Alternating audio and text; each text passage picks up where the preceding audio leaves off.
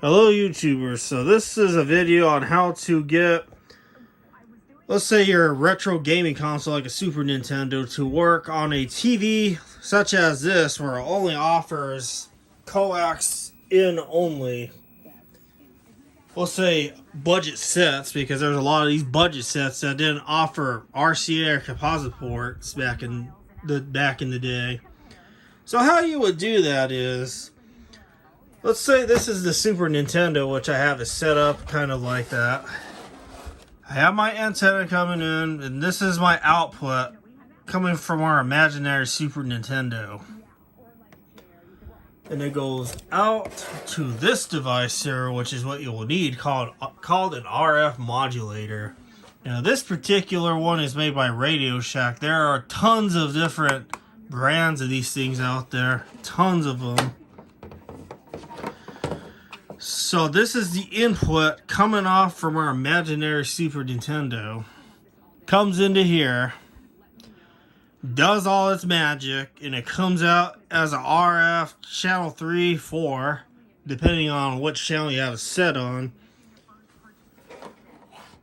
But some of these units have another switch besides the channel 3, 4, which obviously channel 3, 4, this is set onto 4, so if I flip it to 3, you will not get anything until you change it to channel 3.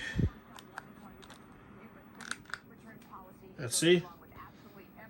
That's what that does. All RF modulators offer that. At least these cheaper low-end ones. And then there's this other one called ohms. Most sets like this, after the 80s and whatnot, or I should say after the 70s, generally speaking, we'll use 75 ohm in. So if you switch it to 1K, you notice that the picture looks really washed out.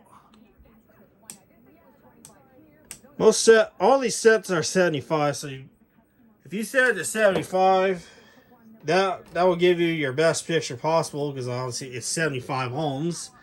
That's what all these F connectors and coax use nowadays, is 75 ohm.